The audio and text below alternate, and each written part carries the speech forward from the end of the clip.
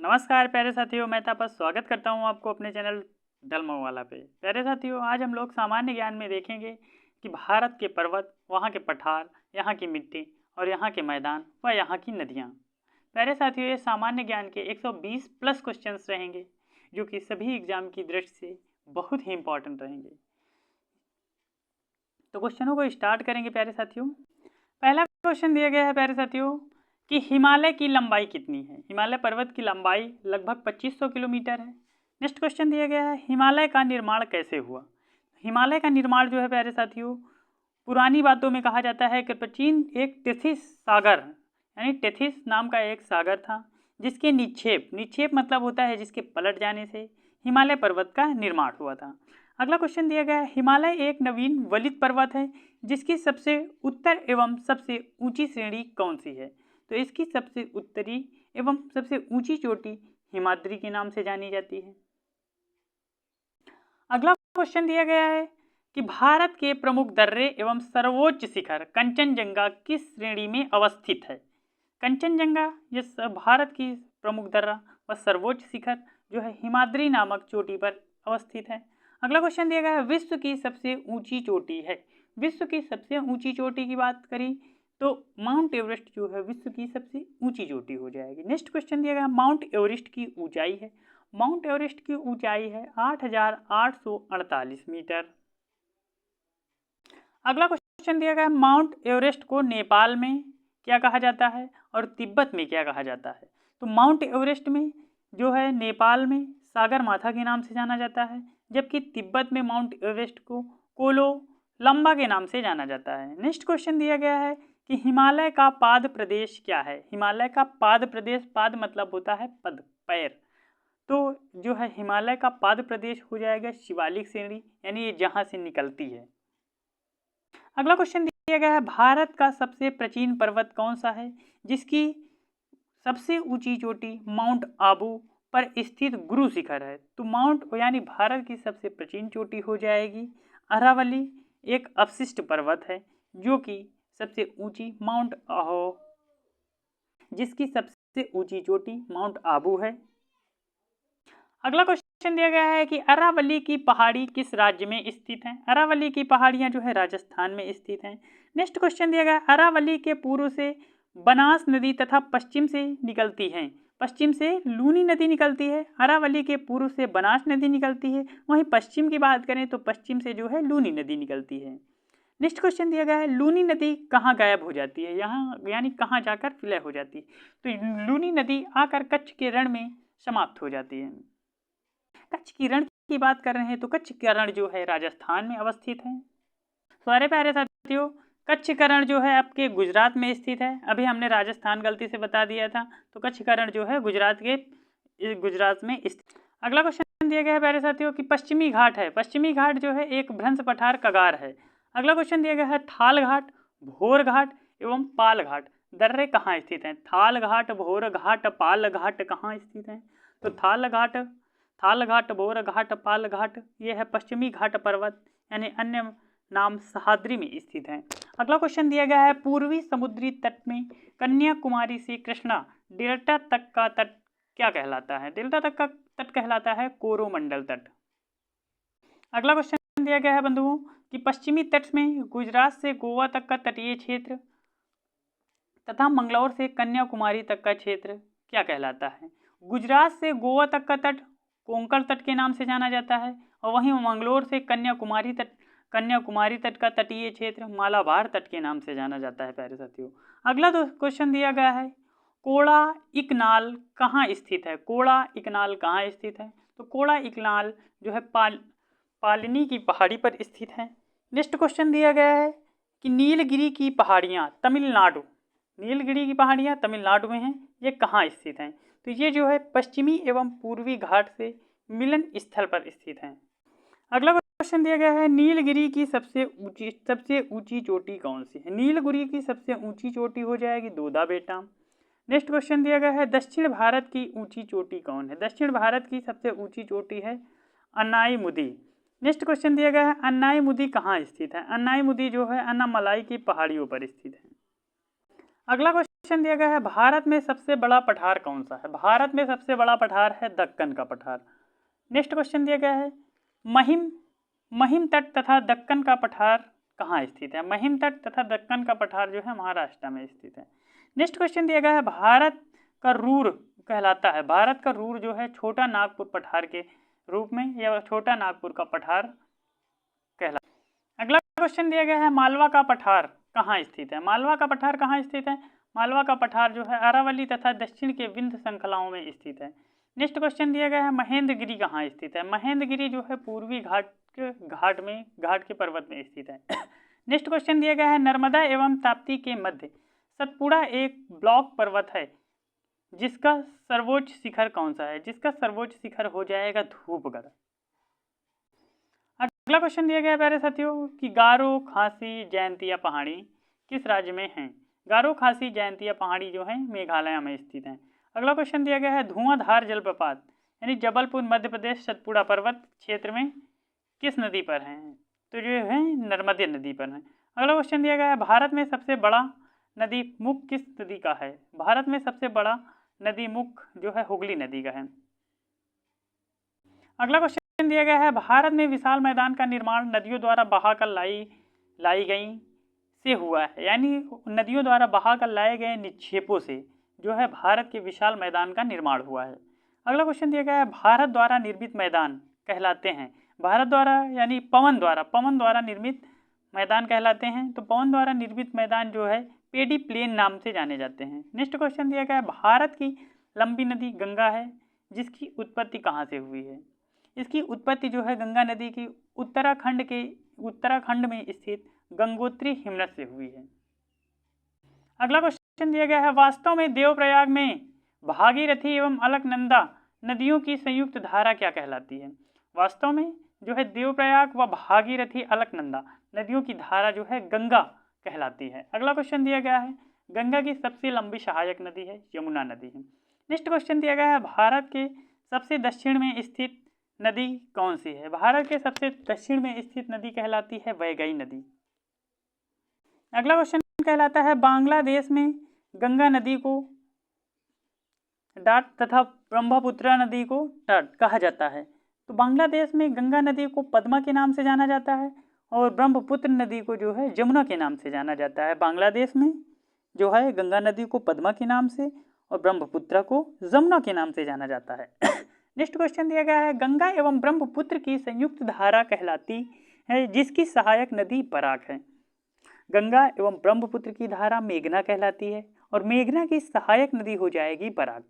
Next question दिया गया है ब्रह्मपुत्र नदी पर असम में विश्व का सबसे बड़ा नदी द्वीप स्थित है जिसका नाम है माजुली नदी द्वीप।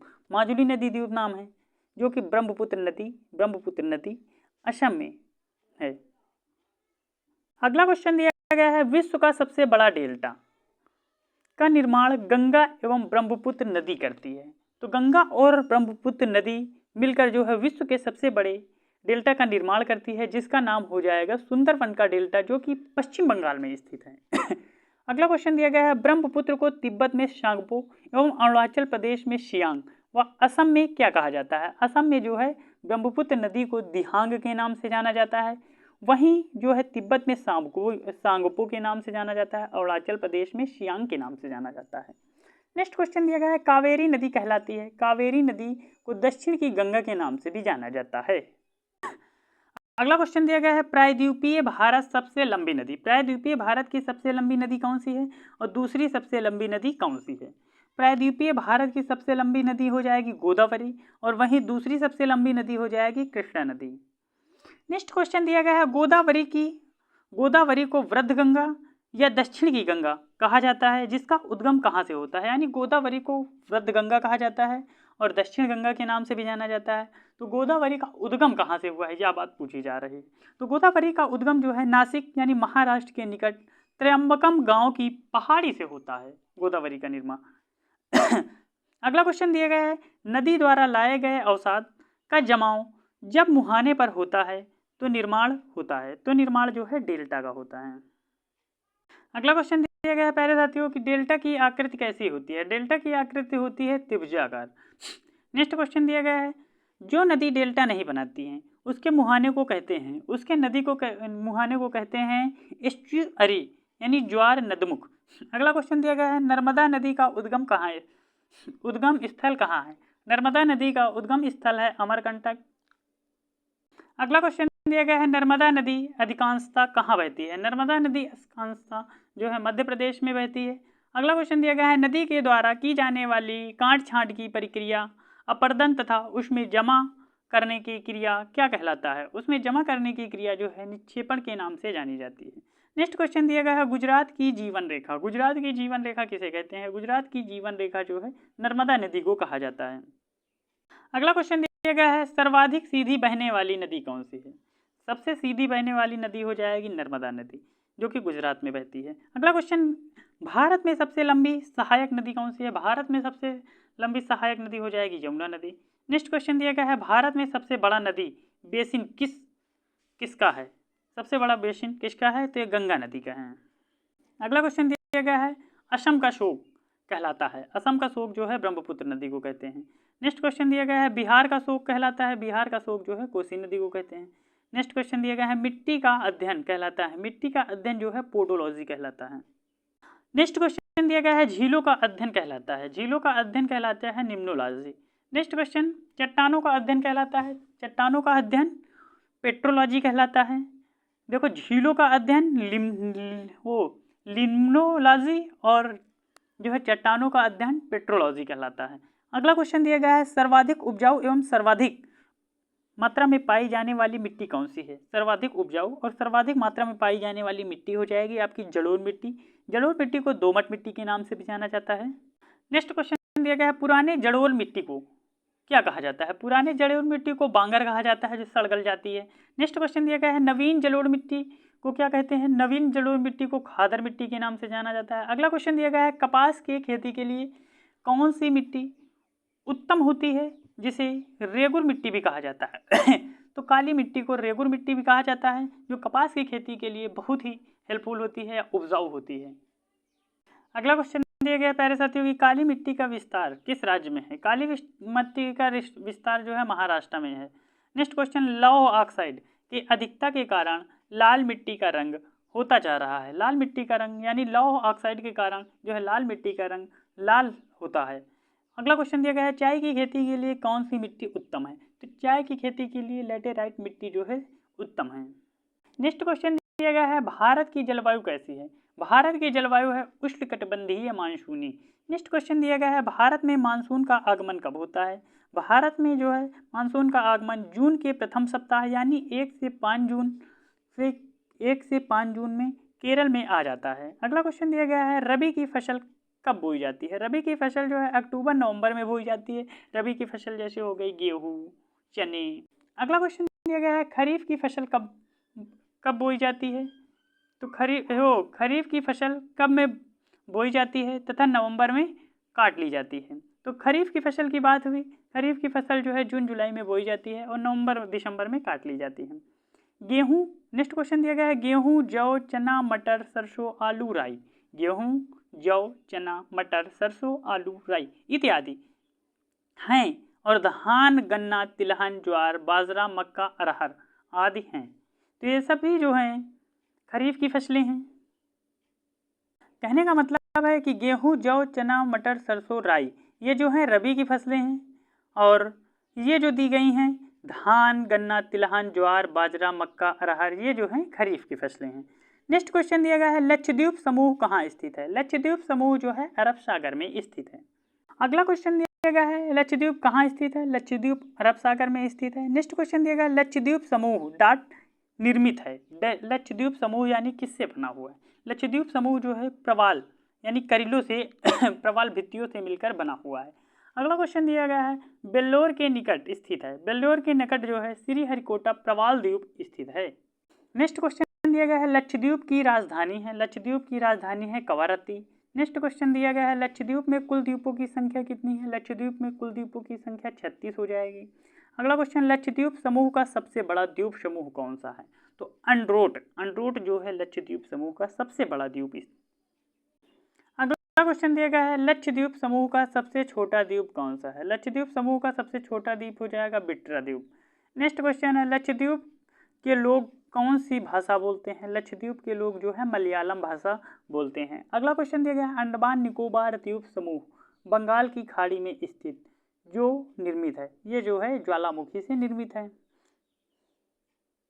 नेक्स्ट क्वेश्चन दिया गया है अंडमान निकोबार की राजधानी है। अंडमान निकोबार की राजधानी हो जाएगी पोर्ट ब्लेयर।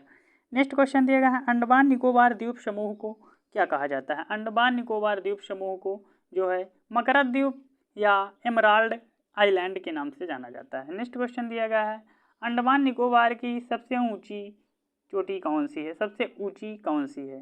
तो चोटी सैडल पीक के नाम से जानी जाती है, जो कि अंडमान निकोबार की सबसे ऊंची चोटी है।